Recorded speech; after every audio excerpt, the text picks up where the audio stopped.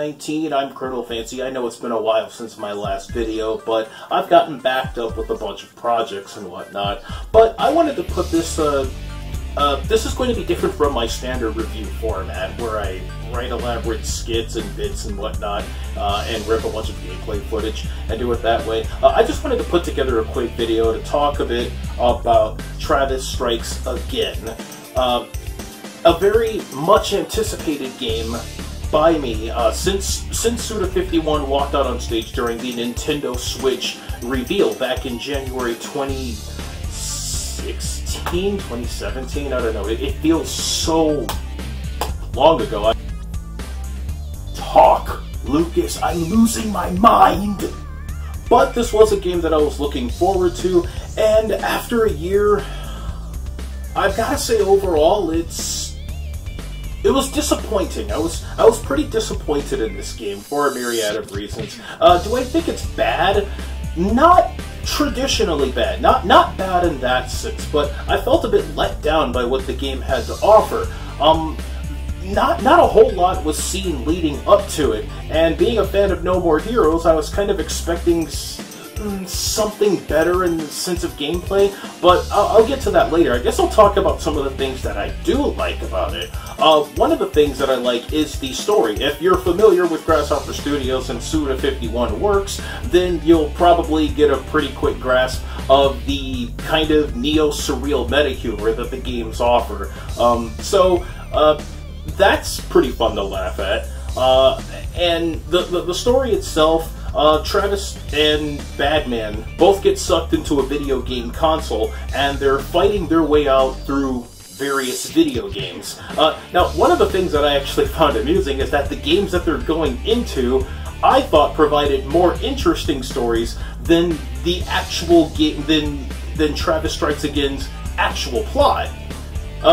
Not often when that happens, but I thought the same thing about Xenoblade Chronicles 2, when I would rather follow the story of the Blades than the characters that I'm following around, but that's, I don't know, probably a different topic for another day. So, you're going through various video games, and some of them offer kind of like different themes, and I think that being self-referential of itself, it's almost as if the game's plot is more of an allegory for probably Suda's frustration with game development. At least that's what I could translate it into.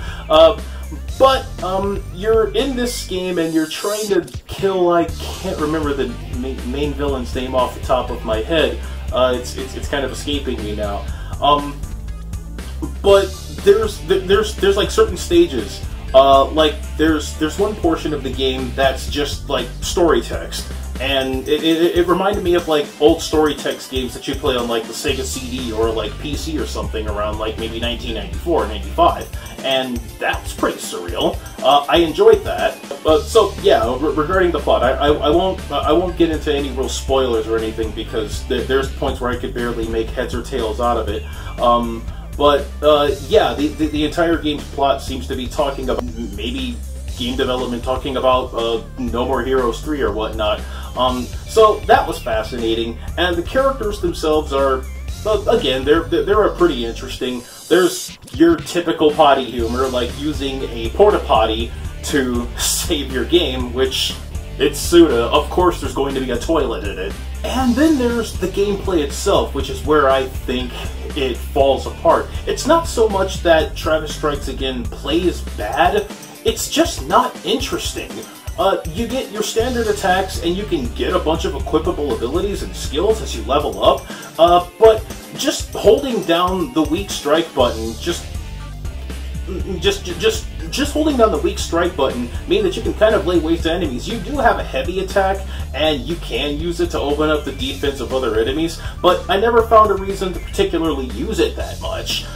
Maybe to probably deal more damage, but the attack is so slow that you can do more damage sitting there waiting for you to back and forth. So both Badman and Travis are playable, but I never found much of a difference between them. Badman has more HP, but Travis hits harder. You can play the whole game as either or, and it really wouldn't affect anything. You might get different bits of dialogue, but I didn't really find any difference. Oh, regarding one of the other things that I did, like when you beat a boss, you get a game cartridge that looks like a Nintendo Switch card. That's kind of cute. But there's like the level design. The level design isn't particularly interesting. The graphics aren't really that fantastic. The game spends most of its time in this kind of like overhead view, except for a couple of portions where it's like a side-scrolling platformer, but even the platforming feels a bit weird. So you're just fighting your way through waves of enemies. That's almost every stage of the game. You're just wailing on the same enemies. Even when they introduce a new enemy, it doesn't feel like it's a new threat. They attack in the same pattern, the bad guys just run right at you, and you can lay waste to them in a matter of seconds. They'll put up barriers, you'll beat the enemies in that format, kind of like a modern-day Zelda game, and then you proceed to the next area. Get the thing, beat the mid-boss, fight a couple of more enemies, get the other thing, get to the other end of the stage, fight the main boss usually with 3 different life bars that you have to deplete in various fashions, just wailing on enemies. That's what it is. It's a brawler. It just gets monotonous after a while. Granted, the No More Heroes games themselves aren't particularly revered for their fantastic gameplay, but the combat was at least fun. I mean, this game is intuitive, but it's just not interesting. I mean, you hit enemies, there's no real sense of impact, there's no pizzazz, there's no flair to it. You just lay waste to the same kind of bad guys with various shades of color. Some of them you probably have to break through their defenses, but even that's not fun. It just gets repetitive and time-wasting, and it becomes a bit of a chore to play. You're just going through the same kinds of enemies through every stage, and that's pretty much the game. Like, it doesn't really get any higher there. As I stated, the platform levels aren't really all that interesting, and there's really nothing in the way of puzzles. You go to one side of the room and you grab a thing. There are a lot of unlockables, and when you get back to the trailer, you can purchase various t-shirts from what I believe are indie games, I think. But that's kind of neat to tinker with. And if there's one thing that is, I don't, as you can see right here, it does include a free season pass. So, at some allotted date, I believe it's free content.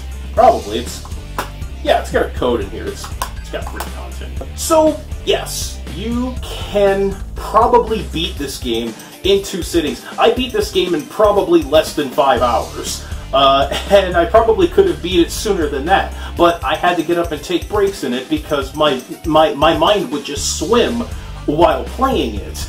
But that in and of itself isn't particularly bad, it's just very monotonous. There's just nothing that really shakes up the way the game actually plays.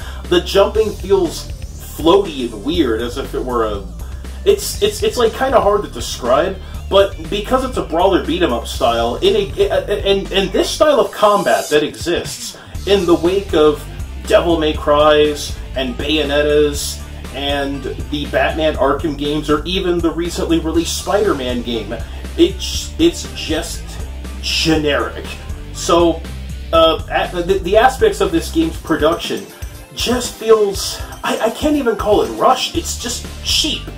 It feels cheap, as if this is like a cheap cash grab or a glorified crowdfunding for probably a No More Heroes 3 or another pseudo work. I don't know, maybe another follow-up to Killer 7 or something. Maybe, who knows? But if this is going in that kind of direction, then it makes me ashamed that I looked forward to it in the first place. This is the first Nintendo Switch game that actually disappointed me because I was really looking forward to it and I wish that I could say that it was great. But it just isn't. It's just... it's probably just a way to keep Travis Touchdown the character fresh in people's minds, because the Switch is doing really well right now. So this game will probably do decent as a result of that. And No More Heroes was one of the more famous games on the Wii, so it could probably lead to him appearing in Smash or something.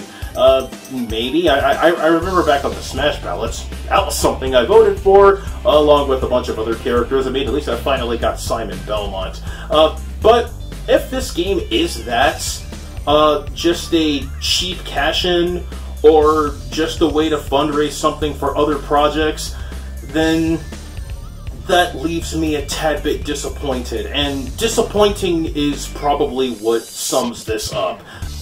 I guess beforehand, I was concerned. Now, correlation isn't causation in this regard, but when I saw the game's retail price at $35 or $30, I paid $40 for it at GameStop, I immediately started getting Sonic Forces vibes. That's not good, because a game that comes out at a budget price like that usually sends off some red flags with me. But it's more fun than Sonic Forces. That's glowing compromise. Put that at the bottom of the screen. More glowing than Sonic Forces. But yeah, like I'm pretty let down by this game overall. And I just wanted to get through it as quickly as I could. I just wanted it out of my system. It was that boring of a game to me. I'd probably score it overall a 5.5 or maybe a 6 out of 10. Not even one of the better games in the brawler beat-em-ups. I'll certainly play it more than Double Dragon 4.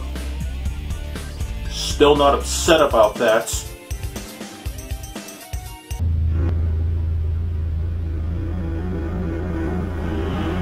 That's about all I wanted to say about this game. So, thanks for watching this video. I'll be back with other reviews because I also have right here, a Time Lord review for my next Substantial Colonel Fancy Reviews episode. That's what I'm still working on, and oh boy, if you want something more in-depth, I'm going to be talking about this one a lot more. But in the meantime, see you later, and I'll catch you next time. And by the way, between you and me, I think that when Smash already has 75 plus characters, and if you're asking for more, I think that's being a tad bit greedy.